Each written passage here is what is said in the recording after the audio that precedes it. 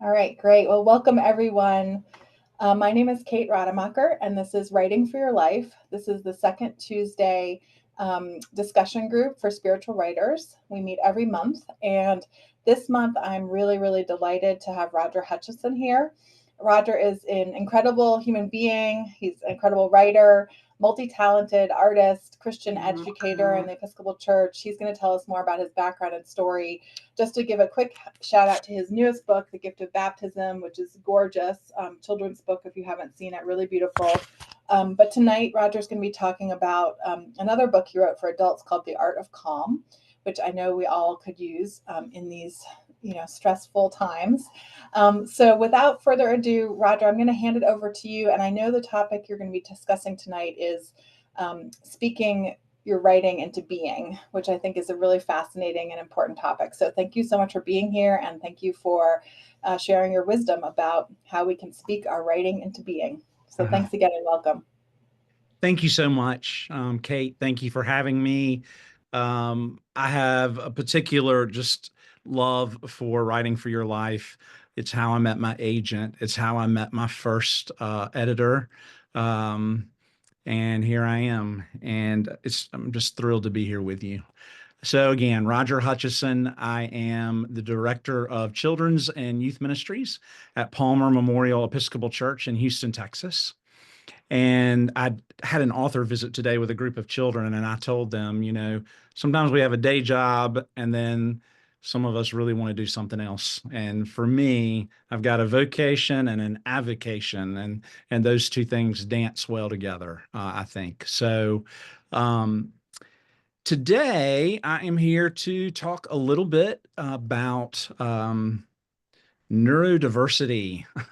That's a word a lot of folks know. Some people don't really know what that means. Some people think that's a diagnosis of something. It's not. It is an umbrella over several things. So, um, disclaimer, I am not a therapist or counselor. In that sense, I just have been diagnosed as neurodiverse, and I'll explain what my diagnosis is and how that impacts my writing.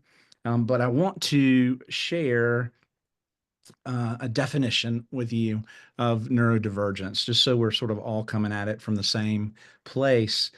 It refers to a range of conditions that affect how a person's brain processes information and interacts with the world. And truthfully, I think we're all we're all there. I think we're all neurodivergent in some way. But what falls under that right now is autism spectrum disorder, attention deficit hyperactivity disorder, dyslexia, Tourette's syndrome, learning disabilities, OCD, bipolar, depression. And those are just a few of the things that kind of fall in that place. Uh, it's a term used to describe a group of conditions that share certain characteristics, such as differences in cognitive style, social interaction, and emotional regulation. And just with a lot of these, it is a spectrum, and individuals may experience these conditions in varying degrees. So that's sort of the official big title for this. And where my being here today comes from is that Kate and I was interviewed recently for the podcast, Writing for Your Life, or that not podcast, conversation with Writing for Your Life. And we were talking about my books, and I started talking about The Art of Calm, which is this book right here, The Art of Calm. And it is spiritual exercises for the anxious soul. And it's doing pretty well right now. Sales have picked up in the past few weeks. So I want to read this does a better introduction, and then we're going to jump in about how I actually wrote this book. So I'm going to share a little bit of my story. I think it's going to speak to a lot of you. So here goes. Get to my page here. When I was in the 7th grade, I was voted shyest student in my junior high school. Not most likely to succeed, definitely not most athletic, or most likely to run a major corporation. Everyone else saw my being reserved, nervous, or timid in the company of others as being shy. What they didn't see or recognize was that I was lonely. I was a daydreamer. I was creative. I was sensitive. I longed to be liked and wanted to have friends, but making friends did not come easy for me. And now those feelings are on full display for were on full display for everyone else to see. I was shy, yes, but I was also lonely. Of course, what I didn't know at that time was that I was not the only person feeling that way. Who doesn't want to be liked? Who doesn't want to have friends? But that feeling of aloneness planted within me the seeds of anxiety and panic, and that had taken root in my soul. Over time, this emotional garden would impact my life in ways I could never imagine. Decades later, in the fall of 2017, I had an acute mental health episode and ended up in the emergency room not once, but twice. I have never experienced such fear, sadness, or hopelessness. It was as if I had lost my mind and I felt very alone. I am not alone. I'm surrounded by amazing family and friends. I have a wife who saves my life every day. We have a daughter who teaches us about resilience and passion. I have colleagues and friends from all around the world who know and love me, the shy me, the empathetic me, the sensitive me, the reactionary me, the creative me. And still, my internal world unraveled, and I was left frayed and broken. Almost done. With the support and encouragement of family and friends, I began the hard work of learning to not only live with, but also thrive in a world that isn't always user friendly to those who struggle with mental illness. I received a diagnosis of generalized anxiety disorder and ADHD. I started medication. I learned different strategies to calm myself when anxiety crawled across my skin like an insect. So that is a sort of a glimpse at where I am. And so I'm going to add often when you have ADHD and you have anxiety, depression adds to that trilogy. And so that is where I am. That is, it doesn't define me, but it's some of my superpowers. And I want to share a little bit about how all of that has impacted me over time as a writer, specifically. Um, I dreamed of writing a book. When I was in third or fourth grade, I had just dreamed of it. I loved reading. My grandmother had the Reader's Digest, and I remember reading every one of those. I remember the only way that I got to travel was through the National Geographic magazine. And I would look at that and I would travel around the world. It opened me up. So I'm very visual. And so in the midst of all of that, I wanted to write a book. Well, I'm 52 years old, and in 2013, I had my first book published.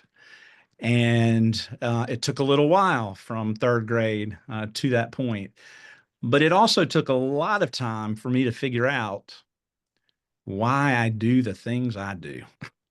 And for a long time, I used to wonder what was up with me?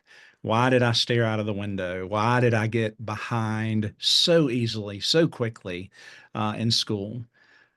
When I was in school, they'd move right on past, and I was still just trying to, figure out math. I can't even begin to think about that. But I was looking at the beauty around the world around me. I was counting the ceiling tiles. I was doing all kinds of things just to try to make it and grow up in that setting. When I got out of school, I became a youth minister. I'm the child of an Episcopal priest, grew up in the church. This is an important part of my journey. My mom and my birth father divorced when I was 10. My mom started dating the local Episcopal priest. Now, talk about some drama in the community. You have this divorced Baptist woman with two boys, and she starts dating the local Episcopal priest. And so my papa came into my life at that time. And I just remember for me, My world opened up even more when I began to see the liturgy of the Episcopal Church, experience how all of that touched the all of my senses, from the smells to the colors to the music, to the taste, all of it. And so that's how I see the world. I see the world in a very I see a lot of the beauty. I also see a lot of the pain, and I feel all of it. And I think that also influences my writing. Writing already can be a challenging thing. We all know that. But it also can be very rewarding, and particularly for neurodivergent individuals. The book, The Art of Calm, when I sent the proposal in and it went to my agent and then went to the publishing house, it was 20,000. It was going to be about 20,000 words, which already was enough to make my head explode. And I didn't know how I was going to do it. Um, and then when they accepted the manuscript, they wrote me back and said to my agent and to me, we want 50,000 words. And I think I cried, because I wasn't sure what to do with that. What happens when I sit down to write at the computer? Now, I want you to imagine, and for some of you, this is how you are. Some of you have children or grandchildren or know people like this.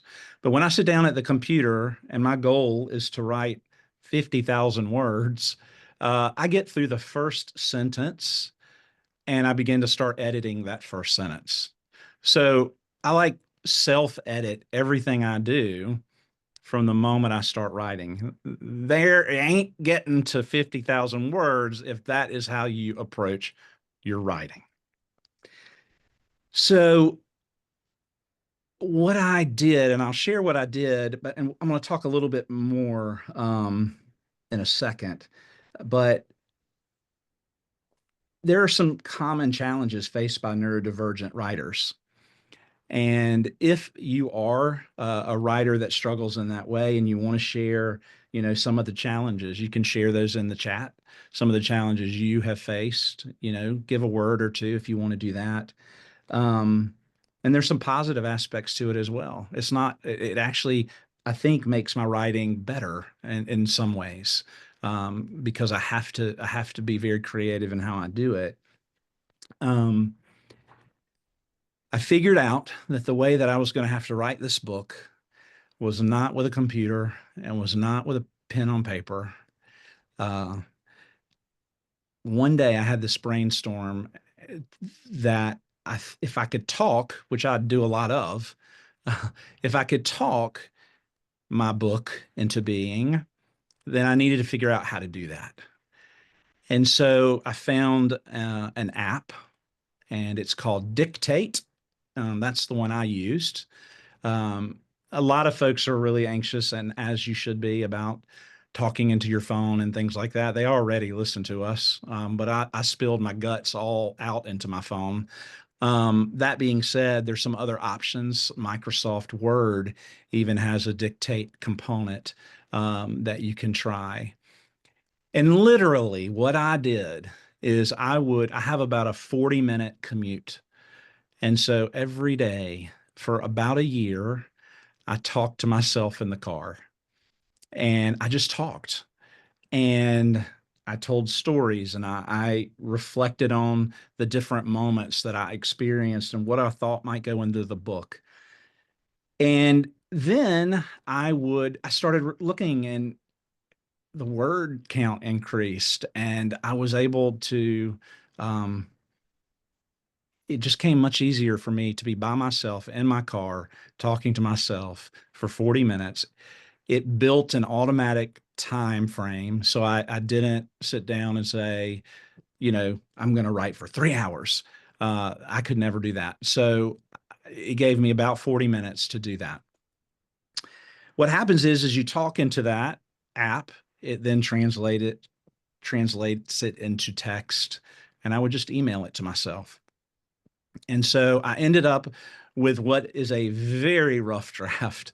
As you know, Siri, etc., and doesn't always really listen to what you say. So there were some really interesting chapters or sentences and words that made the appearance in there. So I did have to go through and then really arrange and work on those different chapters. It became one of my most favorite times is to be able to do it that way. It gave me such joy. It gave me a lot to work with. And then it was like having just it was like putting Legos together or something after that. I had all these different colorful pieces of a story, and now let's see what I can build out of it. And 50,000 words later, The Art of Calm came into being. And one of my favorite parts of The Art of Calm is the end of each chapter. There's what is called a supplication or prayer. And basically, what those are unedited prayers, basically of me just crying out and sort of saying into the world, this is what I'm, this is what I'm feeling. And so I'll give you an example of what that looks like. Um, the first chapter of this book, I'm not going to read much at all, is called Crash. And it begins with me in the back of an ambulance on the way to the hospital. And so the supplication at the end is, Christ be with me. Life is crashing down around me. Christ be with me in my breathing, fast or slow, deep or shallow, in my body and soul, such emptiness. The flame is flickering, soon to go out. I long for oxygen and transformation, a longing for you. You hold me, you see me, touch me, hold me. Help me to know that when I am crashing down, you are there. Amen. And so there are 30 of those little prayers like that. They're not all grammatically correct, probably. Maybe not well thought out, but that's what I asked the editor to please keep those in because that's how I was feeling in that moment. And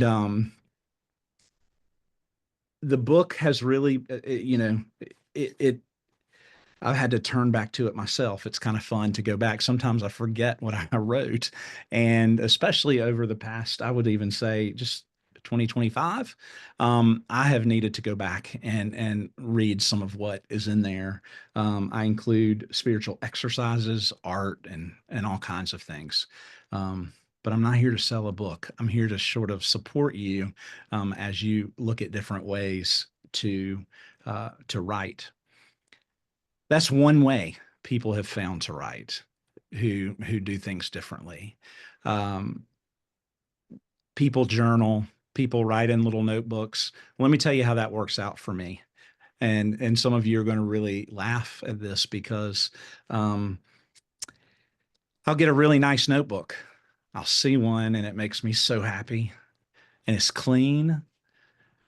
And I write on the first page and I mess it up and it goes to the side. And then I see another really pretty notebook and it's 19 bucks or something. I get it. I don't tell my wife. Then I can't find it. And then I get another one. And I am not kidding you. Don't try to get me to use a paper calendar or a notebook. I have probably 50 really nice notebooks, and they might be written in one or two pages. Um, that's how my brain works. And so I have to find different ways to do that. And so I I I use all of my senses in this. I'm also a painter, and my artwork and my painting very much influences my writing. When I'm writing, it's sort of like moving paint around on a canvas, and that's how I see it. Um, it's chaotic and it's beautiful and it's imperfect, um, and it comes together eventually, or it doesn't, and that's okay. It's practice, and you keep going. So those are some of the ways that I have found it. I love photography. I love walking and observing.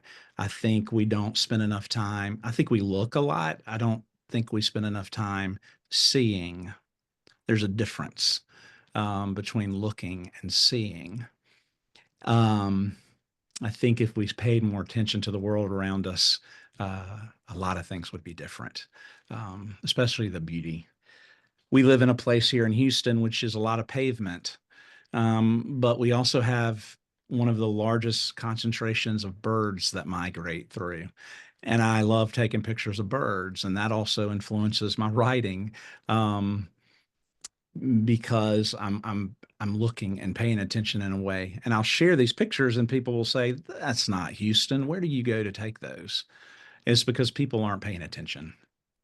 And so I encourage you to try to think about all the ways that you can use your senses when you're writing. Um, I'm going to give you a really beautiful example of how, here's an exercise for you too.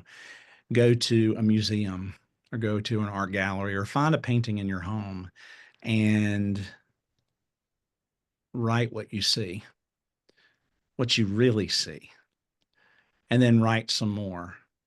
And I'll give you an example of someone who did that beautifully. And this is my only little sort of claim to fame, other than I waited tables for Madeline Lingle when I was a teenager.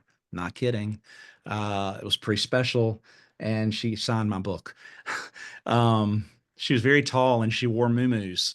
That's kind of what I remembered about Madeline Lingle. Um, but my other little fun friend that I have in life is Barbara Brown Taylor. And I love her so much. And she came to the church to speak, and I got to be her bouncer, which means I was the one to sort of keep her moving, keep people from kind of taking all of her time. And we got to be friends in the process. So I painted a painting for her as a way to just say thank you for being who you are. And I can't kid you that within a week or two after I gave her that painting, this is what she did. And I have it in a little frame that I keep in my office all the time. But I'm going to read what she did. And this is what I'm talking about how we see the world in ways and how we really pay attention. Dear Roger, let me count the ways I love this painting. Number one, that you made it with your fingers.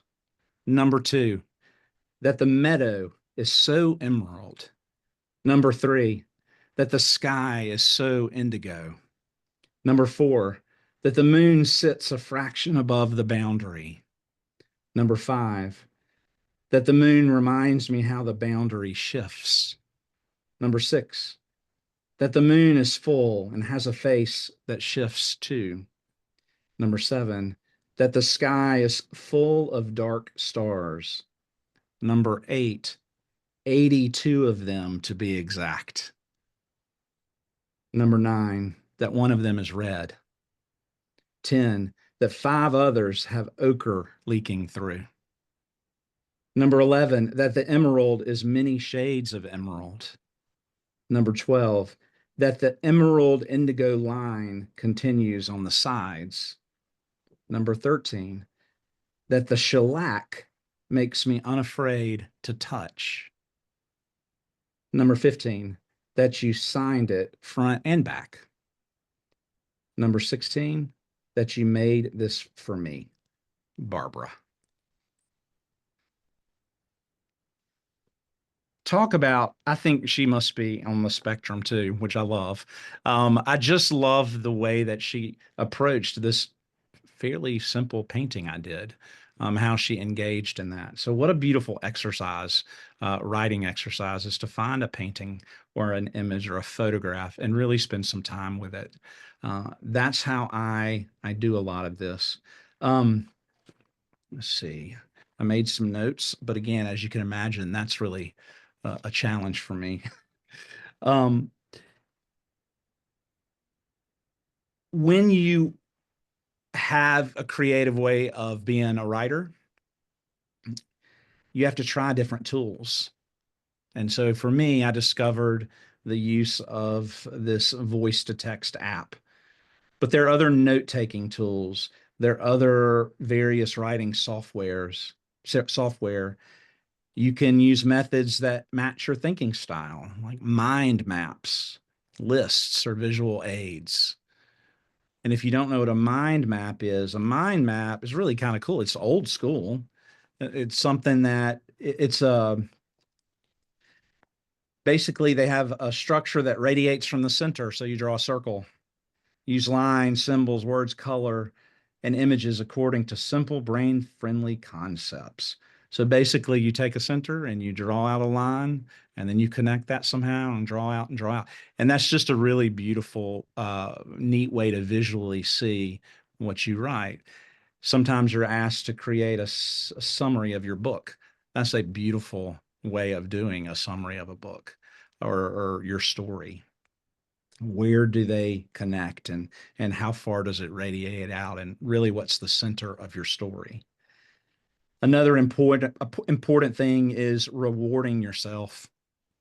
For me, I have to do that. I need a little what is dopamine burst. That's what I need in my writing, or I'm not gonna keep it up. Um, Set small goals, break writing tasks into smaller, manageable pieces. If it's 10 minutes at night, it's 10 minutes at night. And be happy with that. Be content with that. It might take you a little more time, but if that's what you're able to do, then that's what you're able to do. Treat yourself after finishing a task. Eat a good snack, take a break, or go for a walk. The other thing that I'm not is patient. And I'm in the wrong field of being an author and not having patience. Um, I was with the kids today and they asked me, how long does it take for a book to get published? And I asked them what they thought. And they said 3 months, 6 months. And they couldn't believe it when I said it takes on average 2 or 3 years to get a picture book through the process from beginning to end. So it takes time. So I have to find ways to celebrate the little celebrations along the way. I want you to think about, what types of rewards motivate you the most? What are some rewards that you might offer yourself? This is for just you. You don't have to say anything. Um, what are some of the small goals that you might have in your writing? Now, for me, and I am watching the time, making sure, oh, we're good. I'm gonna go a little bit longer if I can. Um, One of the most important things to do if you are somebody that has anything similar to what I have going on in this brain of mine, um, I have to take breaks and I have to take care of myself. Creative people feel a lot. And in our world right now, it is so hard to navigate all this, and it's and to be creative and to write, and sometimes if you sit down and you just don't feel like you have anything to say, that's okay. Revisit it. If you get to a place in a story and you just need to stop and put it away, put it away. Come back to it in a week or come back into it to it next year. Sometimes that's what has to happen. Um, I've learned how to do a lot of mindfulness exercises. Nature is a big part of my strategies for being a writer. Um, and then there are boundaries that you need to establish. Um, know what helps you to focus. Is it quiet spaces? Is it shorter sessions? And speak up. Let others know what you need to support your writing. And I think just by even being here and being part of this group, this is one way to connect with people and to share and to listen and to support each other. I will say just by you being here right now gives me great support and encourages me because sometimes I think, what am I doing? That's the other thing. I'm also the kind of person that I will go to bed tonight and I will like ruminate over what I said to somebody when I was in the sixth grade, and that person has gone on to do whatever, and I'm still worried about how I hurt their feelings and they hurt mine. So those are the things that it's a lot of work being Roger. You ask my wife, she God love her, she's something. um So think about some boundaries that you need in your writing and how you communicate your needs to others. Uh, and then I think the last thing I kind of will say to this, and then we'll really open it up to questions and that kind of thing. Stay curious. If something doesn't work, try something different. Look for new ways to experience how you might write. Um, Explore new writing tools, techniques, join workshops or online communities or local communities around your community. Review your process, regularly update your approach based on what works best for you. The easiest thing to do is just give up and say, writing is not for me.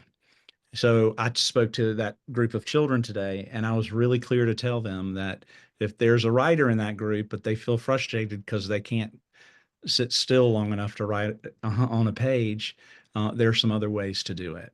And so I think we all have a story to tell, and there are really creative ways to do it.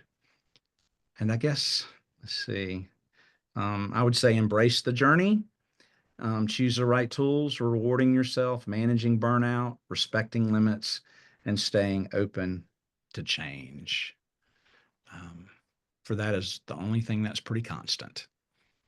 So I'll stop there, and then sort of turn it over to Kate, and sort of she can help us navigate the next part of this. Well, thank you so much, Roger. I'm so encouraged and grateful for your words, just your presence, and your story and your, examples are just so helpful. So thank you so much. So we are going to open it up to Q&A. I'm sure people have a lot of questions and or things they want to say. Um, and so, maybe I'll start with the first question. And then if you have a question, if you want to raise your hand, if you want to come off mute, you can either do it manually with the hand, although I might not see you, or if you can find the icon on your Zoom, or you can, I see comments, but I'm not sure I see any questions yet in the chat. So if I missed your question, maybe repost it. But, I just maybe, Roger, we'll start with a question about sort of a two-part question. One is about the Holy Spirit. And I know in my writing, one of the things that always sort of just surprises and amazes me is how the Holy Spirit shows up to sort of guide me in ways that I wasn't planning or expecting. And that sort of ties into the sort of substantive question I have, which is how, you've talked about the sort of brain dump of, driving and on your commute, and I love that, and telling stories, and then, the transcription. And so then when you got to the editing part, how did that go with your ADHD and the neurodivergence you described? Was the editing really hard, or was it a lot easier? And I guess then to tie in the question about the Holy Spirit is, did you feel like the Holy Spirit, I'm sure you felt like the Holy Spirit showed up in those moments of dictation. And my question is, did you also find ways or experience ways that the Holy Spirit showed up during the editing process? So thank you so much. Thank you. That's a great question. And yes, the Holy Spirit, had a lot to say to me in this process, and so came to me in many ways. Um, and part of it was just the feeling sorry for myself and getting frustrated and just I am a prayerful person, and I think about that a lot in my writing. So the editing, basically what I would do is I started just keeping files. I didn't know how many chapters it was going to be. I had a goal for how many words I wanted each chapter to be. So I needed some very clear boundaries. I needed to kind of, how am I now going to keep all of this in the rails? And so in Google Drive, I just would put each day's little brain dump in there. And then I would read it and spend time with it and try to remember what some of it was about, because sometimes what I would say would not get translated exactly the way that it was supposed to. And so I would find out how that all went together. It wasn't frustrating to me. That part was not frustrating at all. That part was kind of fun. It's sort of like when you look in this is random, but when you look in the toolbox for a toolbox and you need a screwdriver or a hammer, in my world, it's never in the place where it's supposed to be. So I look in the toolbox and it's in a drawer somewhere in the house, and it's that's the kind of thing. But this was, I would open the file and here were all my words, and I would begin to sort of move those around. So I felt like I had the tools that I needed.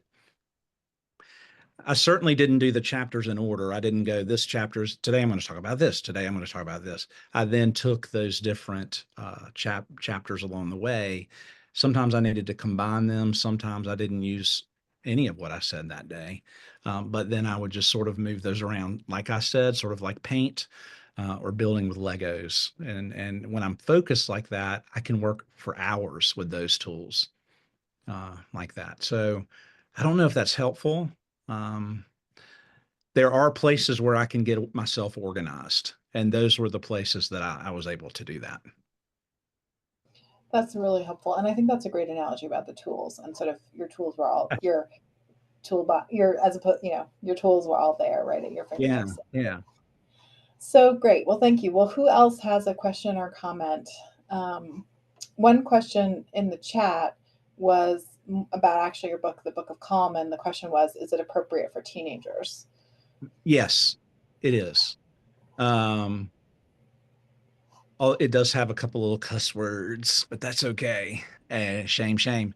Um, and it was really weird. It just went to an audiobook, and I was listening to someone else read my books and say a cuss word that I wrote in there that was specific. So, um, you know, but yes, it is definitely worth teenage for teenagers. The things that I do, both in my children's books and in my books for adults, they really fit all ages. I think, especially children's books, have a way to speaking to adults that are incredibly powerful.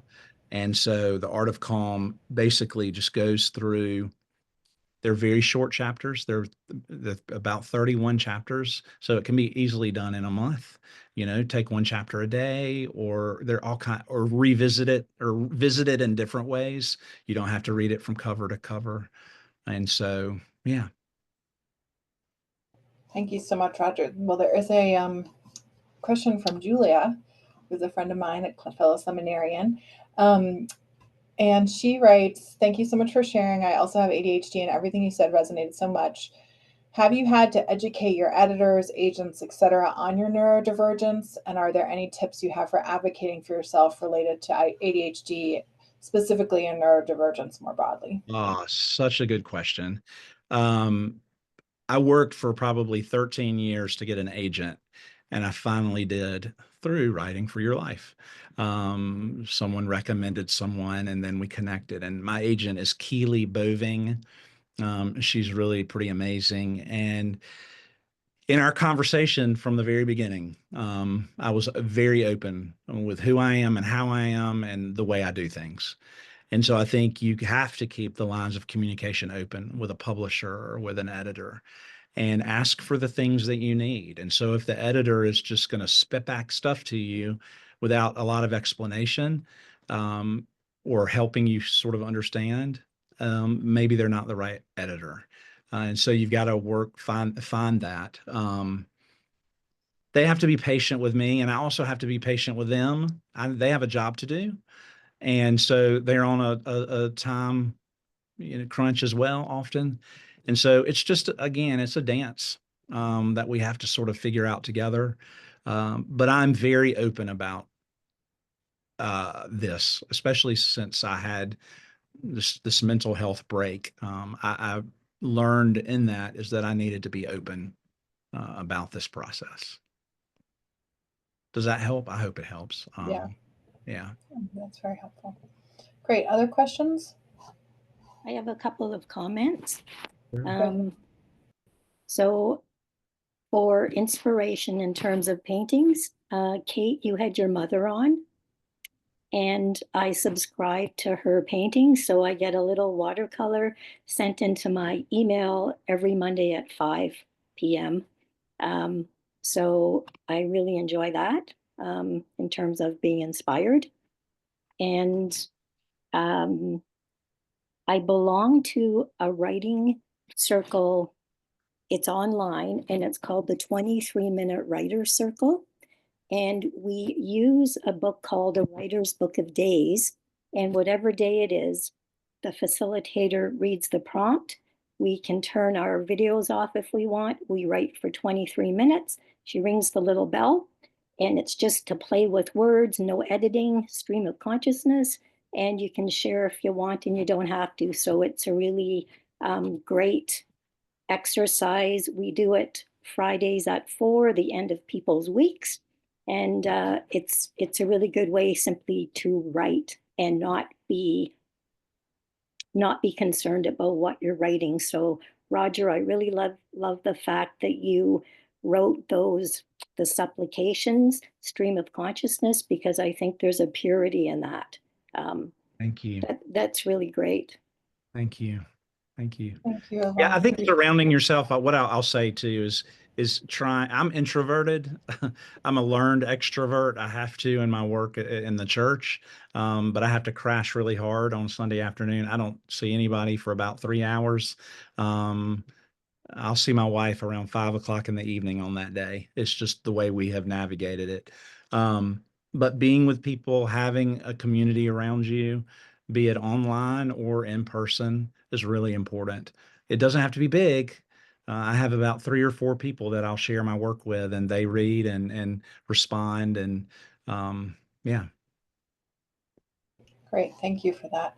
Is there anyone else who wants to come off mute and ask a question? Yeah, I see one in the chat I'm going to get to in a minute, but does anybody want to ask Devin, one? I think Devin or Devin.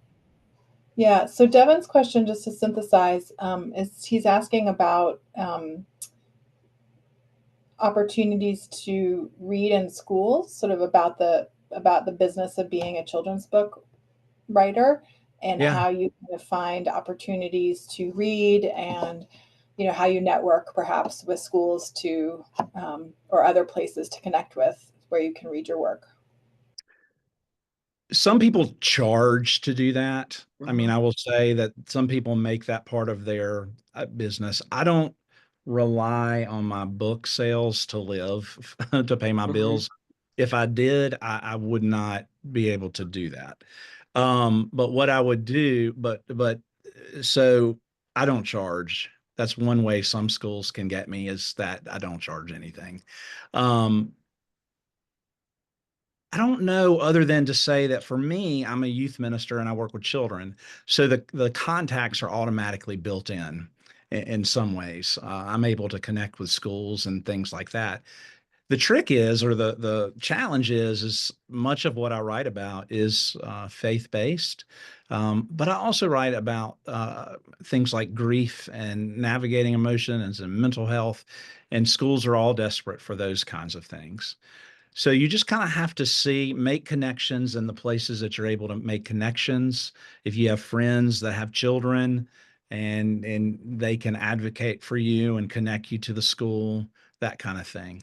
And I pay attention to where the other thing is that you can be parts of, like, the SCBWI, the Society or Children's Books Group.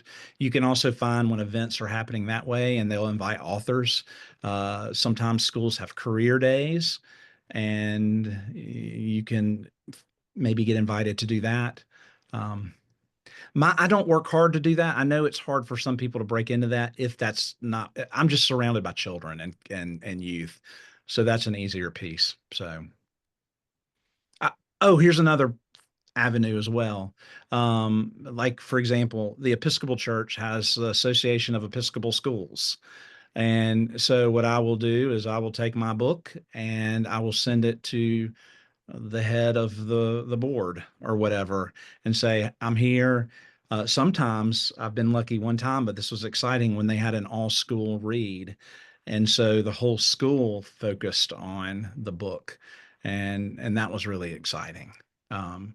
You just have to see where your connections are. Great. Thank you so much. Great question, Devin. So let me ask Carla. Let me come to Carla first, and then I'll do Toby's question in the chat. So Carla, you go ahead. Oh, and you just need to come off mute, Carla. There we go. She might also check with a local independent bookstore Oh, yeah. because sometimes they have opportunities that you could read. And so that kind of helps you get established. I'm in San Antonio, and one of our local independent bookstores has a storyteller on Friday mornings. And I mean, she has 50 kids sitting around her on the floor, but she also goes to schools. So that's maybe an easier way to kind of break into things, because there's that school thing that, there's the need to be really careful about that. But your independent bookstore is a public entity. And I will say, Carla knows this well. She runs a bookstore. She runs an Episcopal bookstore, a church bookstore, which those are also really important. And so you can make connections there. But yeah, she's right. If you have a book coming out and you want to share it, contact a local bookstore and see if you can get on their list of visiting authors. Um, Again, there also I have found that even independent bookstores are sensitive to Christian books, and as they should be. And so there's a lot of damaging work out there with a different kind of focus. So I have to spend a lot of time talking to them about, my books are about inclusion, about love, about hope, not hate, not exclusion. So they're sensitive, and there's only so much room on the shelf in these stores. And so if you can find your way in, get to know your local bookseller, it's important. Great. Thank you so much. Okay, so Toby, I might need you to come off mute. We've had a couple of good questions come in, so I want to Okay. move through those. So Toby, you might need to come off mute to help me understand the context of this, or maybe Roger will. But Toby asked, she says, I'm leading a trauma-informed creative writing group at our local library. Someone asked about including speech to text as an option. Can you imagine speech to text working in a group environment? And do you have any advice about how to make it welcoming and accessible? So I guess, Toby, you're saying, can you just say more about what you mean about a group environment if you're able to come off mute? If not, we'll take a good stab. Yeah, so I'm doing a 2-hour group once a week where I'm providing 2 writing prompts um, with a timed period of writing and then followed by an opportunity to read aloud. So it's a combination of the healing power of writing and the healing power of storytelling and listening. Um, and since we're meeting in the library, I see potential for speech to text because there is a lot of room to spread out. And I think someone probably could speak into a device and then come back and read what they've written. But I just have no experience. So if you have any reaction to that idea, I was just curious to hear what your thoughts are. I think it's worth trying. I do think you'll need to spread out and give people that space. The library often has little rooms off to the side or little computer nooks or places like that. And I think for somebody who struggles with that kind of thing, that might be a great uh, entry point into your group, which, by the way, sounds wonderful. So thank you for doing that work. But yeah, I think you could certainly try it. Thank you. Sure. Great creative idea. Okay, Christy asked, are there any other external supports that you found helpful? For example, a writing coach or an ADHD coach? Any sort of accountability that you had in place? I have ADHD as well, and I find it difficult to hold myself accountable to my writing goals. That's a great question. Yeah. Like I said, I have 3 friends about that I kind of work with on my books, on my writing, and they will check in on me and say, "Hey, you have anything I can read?" And so there's a part of that kind of holding me accountable. Um,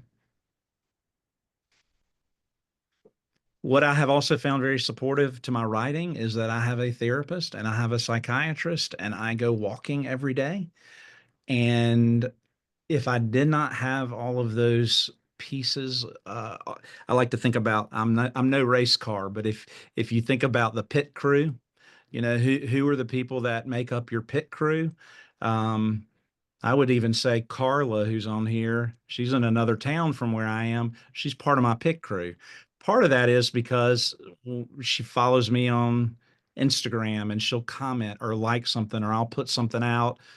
Those kinds of things really help me. to connect with people and to connect with my writing. Sometimes I just can't do it, and that's okay. It's frustrating to me, but sometimes you have to give yourself the grace to know that eventually the words will come. You know, if you can't do it, try finger painting for a little while. Um, do something else creative. Do another creative project. Listen to music, make music, dance, cook. Go cook something, and then you can kind of revisit that again. So, I've over time I have some strategies, and I have people in my life that are really important to me being able to sit here tonight and chat with you. Well, and I would encourage everyone to follow Roger online, and I'm going to put in the chat his webpage right now. And I would just say, and I'm not saying this with false flattery or anything, but Roger, I think you're one of the most, in terms of the colleagues I've met through Writing for Your Life, spiritual writers, Christian writers, you truly are one of the most versatile people I know, that you have this incredible writing life and this incredible painting life and this incredible photography life. And your photos are really amazing. I really enjoy them online. And so it makes what you just said of like, if you're frustrated and can't write, maybe it's a good chance to pivot. And for those of us who maybe don't think of ourselves as artists or, photographers, maybe giving ourselves permission to pick up the finger paints when things are feeling tough, and or try something new. I've been telling people I joined a choir for the first time, and I'm out of my comfort zone, but it's an embodiment. It's been an embodiment that I haven't had before. So I appreciate that you have this kind of diversity to your. That popped into my head. I mean, that's pure ADHD. What you're talking about is my pure ADHD mind and needing to always be busy and always creating. The problem with that is I don't always celebrate the little wins along the way. I'm always looking to move past and keep creating and move on, move on, move on. Here's an exercise that I would encourage y'all to try. Most people have a phone with a camera on it. Go for a walk. And as you go for a walk, stop somewhere and look within 10 feet around you. Take some pictures. It could be a close up of the sidewalk. It could be a shadow. It could be a pattern. You could go out and look for circles one day, or you could go out and look at shadows or textures. What that does is that turns on a creative part of your brain that you don't always use. And it's also very grounding and very, very centering. And so then you have those photos on your phone. You can bring them back and use those as writing prompts. What did you see? Why did it draw? Why did it catch your eye? You see these initials, and it's AH loves BK forever. And I think, I wonder if they're still together, or who did that. Another thing, I feel like I say sometimes that I feel like an archaeologist. I'll take a picture of an imprint of a leaf on the sidewalk. That leaf is long gone. It's dissolved. It's going away. But there's this beautiful leaf shape or whatever imprint. And so I'll take a picture of those things, and that also helps sort of kickstart my writing again. That's a great suggestion. And again, very multimedia, which I love, gauging the visual. So we have one more question, and then we'll probably be around time. If anybody else wants to come up mute, we can probably take one more verbal question. But in the chat, Edie asked, how do you balance between children's books and adult books, or do you write them both at the same time? Very good question. I know if I'm writing for children, I write with that in mind. So I know that I'm writing for a specific age group, or I'm dealing, like the book I just did called The Gift of Baptism, that really is for children. Yet as I go along with the book, I realize there are pieces of this that speak to adults. I just sort of navigate that. I will say it makes it hard to create a brand of sorts. if you think of, whatever, you think of, she's Madeline L'Engle, goodness. She had a style of writing and you knew it. Right now I'm all over the place. So I have children's books, I have adult books, I have, this kind of thing. And then I'm now trying to write some books for the trade market that are not religious. And so, part of it is I'm just finding my way along. And I think part of my brand is my ADHD self. And if you do follow me on Instagram, which is where I do a lot of my stuff, and it's at Roger Hutchison Books, or is it just Roger Hutchison? I think it's at Roger Hutchison Books. You'll see what I mean. I'll pull it up. Yeah, so it's Roger. I take pictures. I cook things. I even take pictures of dishes, pottery in our house that I think is beautiful, and it's just crazy. My brain. But all of that inspires me. So I don't know that I can answer your question and say that I do keep it separate very well or balanced. I'm very imbalanced, and that's part of who I am. And but it all informs my writing. My writing for adults informs my writing for children too. Great.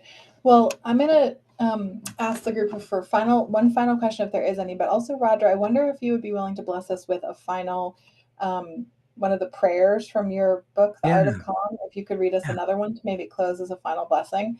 And is there anyone else who wants to ask a question before we get a closing prayer from Roger's book, The Art of Calm? I see a lot of gratitude in the chat. Thanking you for your inspiration, thanking you for your compassionate approach, thanking you for your authenticity and honesty. And I echo all those gratitudes. Thank you so much, Roger. Thank you. Thank you all. And I love meeting and talking to people. So reach out if y'all have questions for me.